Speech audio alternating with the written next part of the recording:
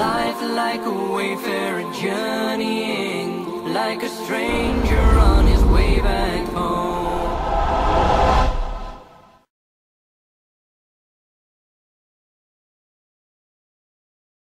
ماشاءاللہ بہت بڑا مجموعہ ہے، اکثر نوجوان ہیں۔ دین دو باتوں کا مجموعہ ہے، ایک عبادت اور ایک اخلاق۔ عبادت سے دین شروع ہوتا ہے اور اچھے اخلاق پر جا کر دین مکمل ہوتا ہے۔ دین کی ابتدا، فاؤنڈیشن، بنیاد وہ کلمہ، نماز، روزہ، حج، زکوٰۃ، اور دین کی انتہا چھت، جہاں جا کے چھت پڑتی ہے وہ اچھے اخلاق ہیں۔ اچھے اخلاق سے دین مکمل ہوتا ہے۔ دین کی تکمیل عبادت سے نہیں، اخلاق سے ہے، اور دین کی ابتدا میں عبادت ہے۔ عبادت میں نماز سب سے اعلیٰ درجے کی چیز، جو اللہ تعالیٰ نے 50 نمازیں شروع میں فرض کی، پھر ان کو 5 کر کے گھٹایا اور عرش پر بلا کر 50 نمازیں عطا فرمائیں۔ دینی 5 تھیں، دی 50، صرف یہ بتانے کے لیے کہ دنیا میں تمہارے آنے کا مقصد نماز کے سوا اور کچھ نہیں۔ لیکن پھر باقی کاروبار زندگی میں بھی ہمارا امتحان تھا، تو اللہ نے اس کو گھٹا کے 5 کر دی۔ جب 5 ہو گئیں، اللہ کے نبی ہر دفعہ آتے تھے اور کہتے تھے یا اللہ گھٹا دے۔ جب وہ 5 رہ گئیں تو اللہ تعالیٰ نے فرمایا میرے محبوب تیرے لیے 5، میرے لیے 50، کہ تیری امت کے ہر نمازی کو ہر نماز کے بدلے میں 10 نمازوں کا ثواب لکھوں گا۔ تو ہم پڑھنے کو 5 پڑھتے ہیں اور لکھے جانے میں وہ 50 ہیں۔ تو جتنا آپ، بہت بڑا مجمع ہے، مستورات بھی ہیں، آپ سب بھائیوں سے گزارش ہے کہ آج کے بعد توبہ تو ہم نے کی ہے، نماز نہ چھوٹ۔ اس کے سارے بھائی ارادہ کرتے ہیں؟ آپ پرائے دیس میں رہتے ہیں، یہاں مسجدوں کا ایسا ماحول نہیں ہے، اپنی آپ جاب پر ہیں، کام پر ہیں، جہاں بھی نماز کا وقت آ جائے نماز نہ چھوڑیں۔ اب اللہ نے اتنی فضا ضرور بنا دی ہے کہ جہاں بھی آپ ہیں آپ کو نماز کی اجازت دیتے ہیں۔ یہ لوگ آپ کے ساتھ انصاف کرتے ہیں، انہوں نے اپنے ملکوں میں انصاف کیا ہوا ہے، عدل قائم کیا ہوا ہے، ظلم نہیں ہے۔ آپ امن میں ہو، امن کے ملک میں ہو، انہوں نے آپ کو سارے حقوق دیے ہیں۔ آپ پر بھی حق ہے ان کا کہ آپ ان کے لیے ہدایت کی دعا کرو، ان کی خیر خواہی چاہو، اور اپنا کام صحیح کرو، اور نماز کو نہ چھوڑو کسی حال میں بھی۔ مسجد قریب ہے تو مسجد کی دوڑ لگاؤ، مسجد دور ہے تو ایک مصلی اپنے دفتر میں رکھو، اپنے کام کی جگہ پہ رکھو، اور نماز کے وقت میں نماز ادا کرو۔ اور اگر آپ اکیلے ہو تو اذان دو، تکبیر کہو، پھر نماز پڑھو، تو آس پاس جتنی فضا ہے وہ گواہ ہو جائے گی، اور آس پاس جتنے اہل ایمان جنات ہیں وہ نماز میں شریک ہو جاتے۔ 2 ہو تو جماعت کراؤ، چاہے تمہاری داڑھی نہیں ہے پھر بھی جماعت کرو، ایک کو آگے کرو ایک کو پیچھے کرو۔ 3 ہو جماعت کراؤ، با جماعت نماز کی فضا بناؤ۔ سفر میں جا رہے ہو گاڑیاں روک کے با جماعت نماز پڑھو، تو انشاءاللہ یہ پوری ایک مکمل دعوت ہے نماز کا پڑھنا۔ تو عبادات میں میرے بھائیوں بہنوں نماز کا ناغہ نہ ہو۔ مستورات سے کہتا ہوں پردے کا اہتمام کرو، اپنی بچیوں کو شروع سے پردے پر لگاؤ، پردہ ان کی فطرت میں شامل ہو، پردہ کرنے والی بنے، اپنے ان کے لباس میں پتلون نہ ہو، شلوار ہو، یہ با پرد با حیا لباس ہے۔ عورت کے لیے پتلون، مرد کے لیے پتلون با حیا لباس نہیں ہے تو عورت کے لیے کہاں سے ہوگا؟ تو اپنے بچوں کو، اپنی بچیوں کو اسلامی لباس کا عادی بناؤ، پیار سے محبت سے۔ یہاں سختی تو چلتی نہیں، اور سختی کہیں بھی نہیں چلتی، ہر جگہ پیار محبت سے ہی کام چلتا ہے۔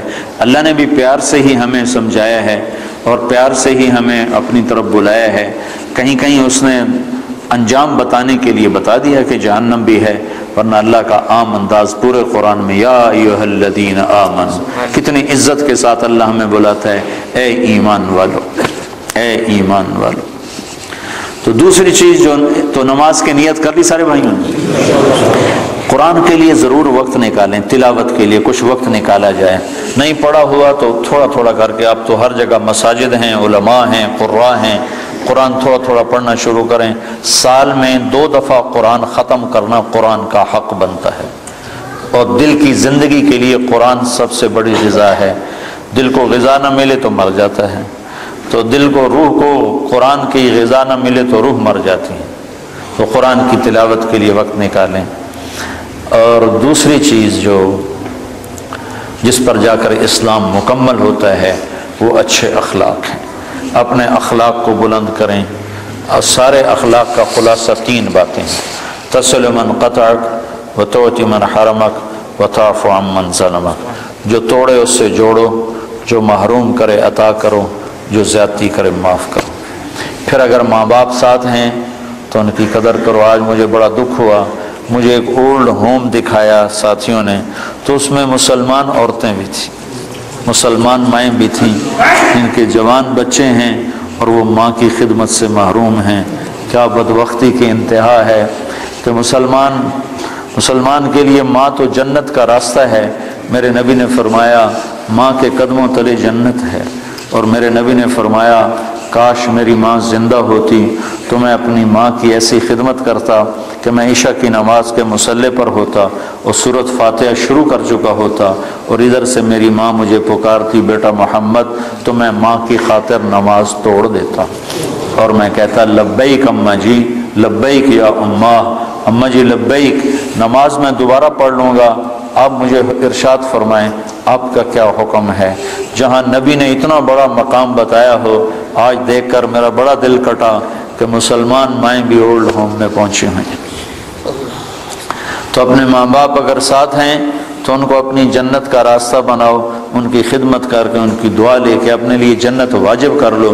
ماں باپ کی خدمت کرنے والوں کے لیے جنت واجب ہو جاتی، اور ان کے لیے جنت میں رکاوٹ صرف موت ہوتی ہے کہ موت نہیں آ رہی، وہ جنت میں نہیں جا رہے، ورنہ مرتے یہ سیدھے جنت میں جائیں جو اپنے ماں باپ کی دعا لے لیتے ہیں، ماں باپ کو خوش کر لیتے ہیں۔ تو اپنے ماں باپ کا مقام سمجھو۔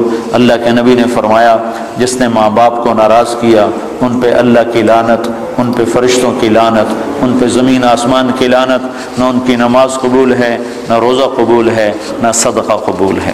تو بھائیو مہربانی کرو، میرا اللہ کہتا ہے لا تقل لهما اف ولا تنهرهما وقل لهما قولا كريما واخفض لهما جناح الذل من الرحمة وقل رب ارحمهما كما ربياني صغيرا۔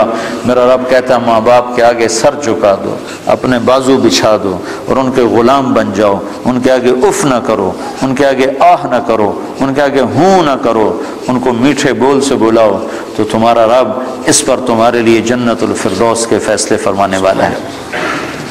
شادی ہو گئی ہے، ہونے والی ہے، اپنی بیویوں سے اچھا سلوک کرو۔ اچھے سلوک سے گھر آباد ہوتے ہیں، برے سلوک سے گھر آباد نہیں ہوتے۔ اللہ کا نبی کا فرمان ہے بہترین مسلمان وہ ہے جو بیوی سے اچھا سلوک کرتا ہو، اور میں سب سے اچھا سلوک کرتا ہوں اپنی بیوی کے ساتھ۔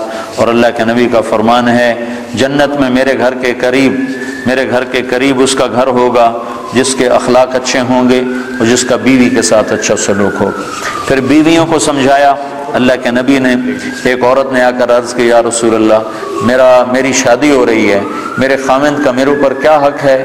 تو آپ نے فرمایا تیرے خاوند کے جسم پر زخم پڑ جائیں، زخم، اور ان زخموں میں پیپ پڑ جائے، گندا پانی سفید پیپ پڑ جائے، اور تو زبان سے چاٹ کر اس کے زخم صاف کرے تو نے اس کا حق ادا نہیں کیا۔ زبان سے چاٹ کر اس کا زخم صاف کرے تو نے خاوند کا حق ادا نہیں کیا۔ مردوں کو کیا سمجھایا کہ بہترین مسلمان وہ ہے جو بیوی سے اچھا سلوک کرتا ہو، اور عورتوں کو کیا سمجھایا کہ خاوند کی اطاعت آپ نے فرمایا اگر میری شریعت میں سجدہ جائز ہوتا، میری شریعت میں اللہ کے سوا کسی کو سجدہ نہیں، اگر سجدہ جائز ہوتا تو میں عورت سے کہتا اپنے خاوند کو سجدہ کرے، یعنی اس کی اطاعت کرے۔ اور مردوں کو سمجھایا کہ سب سے بہترین خرچ بیوی پر خرچ کرنا ہے، بچوں پر خرچ کرنا ہے، اور بہترین مسلمان وہ ہے جو بیوی کے ساتھ اچھا سلوک کرتا ہو۔ تو یہ اچھے اخلاق ہیں۔ آپس میں رہو، پیار محبت سے رہو، لڑائی نہ ہو، آپس میں جھگڑا نہ ہو، آپس میں بائیکاٹ نہ ہو، آپس میں آپ کسی سے لڑے ہوئے نہ ہو۔ کوئی مسلمان ایسا نہ ہو جس سے آپ کہو کہ میں اس سے نہیں بولتا، میری اس سے بات چیت بند ہے، ایسا ایک بھی نہ ہو۔ اگر کوئی ہے تو اٹھتے ہی توبہ کر کے اس سے معافی مانگ لو، تو اللہ کے دربار میں آپ کا مقام بلند ہو جائے گا۔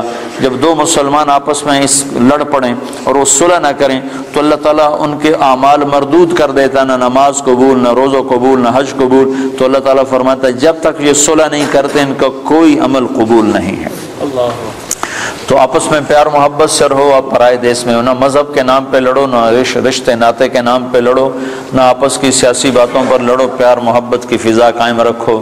اللہ کو بہت پسند ہے ایک دوسرے کا خیال کرنا. ایک آدمی آئے گا قیامت کے دن تو اللہ تعالیٰ کے فرشتے کہیں گے یا اللہ اس کے کھاتے میں کوئی عمل کوئی نہیں، اس کے کھاتے میں کوئی عمل کوئی نہیں. تو اللہ تعالیٰ فرمائیں گے ہاں بھائی کوئی ہے تیرے کھاتے میں عمل یا خالی ہو؟ کہے گا یا اللہ ایک ہے اور کچھ نہیں، ایک ہے اور کچھ نہیں. اگر تو اسے سمجھے تو ایک ہے. کہ کیا ہے؟ کہ میں کاروباری آدمی تھا، جس کو پیسے دینے ہوتے تھے اس کو تنگ نہیں کرتا تھا، موقع پہ پیسے پہنچاتا تھا. اور جس سے لینے ہوتے تھے وہ جتنا ہی تنگ کرتا تھا میں اس کو تنگ نہیں کرتا تھا، میں چپ کر کے واپس آ جاتا تھا. کبھی اس کو بے عزت نہیں کیا. ہمارے ہاں تو پاکستان میں تو بہت ہوتا ہے، چونکہ کام ادھار پہ چلتا ہے، یہاں بھی ادھار پہ ہی ہے سارا کام. تو ادھار پہ کام ہوتا ہے تو جس نے لینا ہوتا ہے وہ گالیاں نکالتا ہے، جس نے دینا ہوتا ہے وہ انکار کرتا ہے. تو وہ کہنے لگا یا اللہ بس ایک ہی تھا میرا، جو نہیں دے سکتا تھا اس کو معاف کر دیتا تھا، جو پھیرے لگواتا تھا اس کے پھیرے لگا لیتا تھا، اس کو کہتا کوشش، اور جس کو دینا ہوتا تھا اس کو موقع پہ دیتا تھا. تو اللہ تعالیٰ کہیں گے تو نے تو میرے بندوں کو بڑا بھلا چاہا، تو آج میں تیرا بھلا کرتا ہوں، صرف اسی عمل پہ تیرے لیے جنت کا فیصلہ کرتا. تو اللہ کے بندوں سے بھلائی بہت بڑا عمل ہے، بہت بڑا عمل ہے. وقت کے جنید بغدادی بن جاؤ. دو کام کر لو. ایک زبان پہ قابو پا لو، تمہاری زبان سے کسی کا گلہ نہ ہو، کسی کی غیبت نہ ہو، کسی کی چغلی نہ ہو، کسی کی شکایت نہ ہو، کسی کو گالی نہ دو، کسی کے لیے برا بول نہ بولو. ایک اپنے دل کو بغض سے صاف رکھ لو تو انشاءاللہ وقت کے جنید بغدادی اللہ تمہیں بنائے گا. تو یہ چند باتیں تھیں آپ کی خدمت میں عرض کرنے.